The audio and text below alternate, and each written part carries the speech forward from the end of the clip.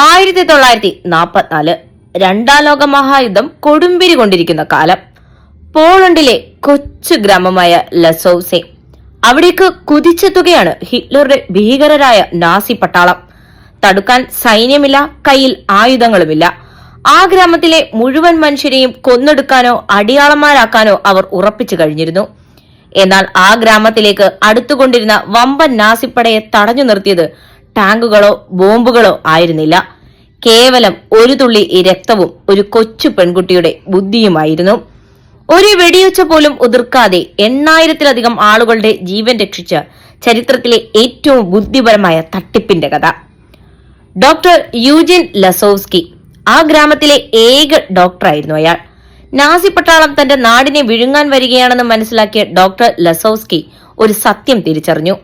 German Nazi പട്ടാളക്കാർക്ക് ലോകത്ത് ഒന്നിനെ മാത്രമേ പേടിയുള്ളൂ: കൊടും രോഗങ്ങളെ. പ്രത്യേകിച്ച് അന്നത്തെ കാലത്ത് ആയിരക്കണക്കിന് ആളുകളെ കൊന്നൊടുക്കിയിരുന്ന ടൈഫസ് എന്ന മാരകമായ പകർച്ചവ്യാധിയെ നാസികൾക്ക് വലിയ ഭയമായിരുന്നു. ഒരു ഗ്രാമത്തിൽ ടൈഫസ് ബാധയുണ്ടെന്നറിഞ്ഞാൽ നാസി പട്ടാളം അങ്ങോട്ട് കാലുകുത്തുക പോലുമില്ല. പക്ഷെ ഒരു പ്രശ്നമുണ്ടായിരുന്നു.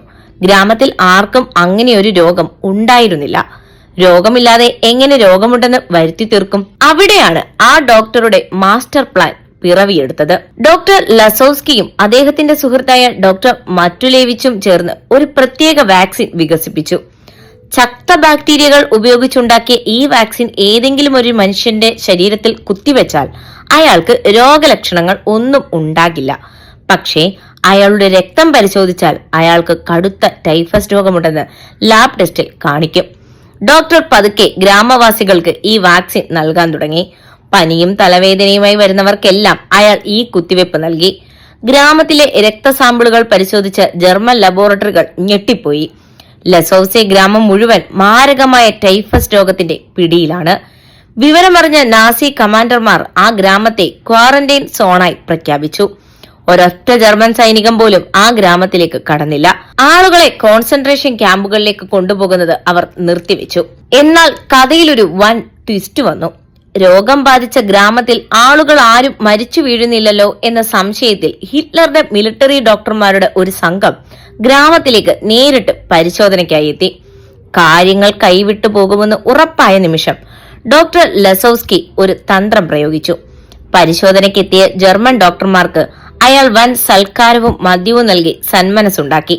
ഒപ്പം രോഗം അഭിനയിക്കാൻ പഠിപ്പിച്ച കുറച്ച് ഗ്രാമീണരെ അവരുടെ മുന്നിൽ കാണിക്കുകയും ചെയ്തു. പേടിച്ചു വിറച്ച ജർമ്മൻ ഡോക്ടർമാർ കടുത്ത പരിശോധനകൾക്ക് നിൽക്കാതെ ഗ്രാമത്തിൽ ശരിക്കും പകർച്ചവ്യാധിയാണെന്ന് റിപ്പോർട്ട് എഴുതി സ്ഥലം വിട്ടു. അങ്ങനെ യുദ്ധം അവസാനിക്കുന്നതുവരെ നീണ്ട 3 വർഷത്തോളം ആ ഗ്രാമവാസികൾ ഒരു രോഗവുമില്ലാതെ, എന്നാൽ നാസികളുടെ കണ്ണിൽ മാരക രോഗികളായി സുരക്ഷിതരായി ജീവിച്ചു. ആയുധമെടുക്കാതെ, ഒരു തുള്ളി ചോര ചിന്താതെ ഡോക്ടർ ലസോവ്സ്കി രക്ഷപ്പെടുത്തിയത് 8000-ലധികം നിരപരാധികളുടെ ജീവനായിരുന്നു.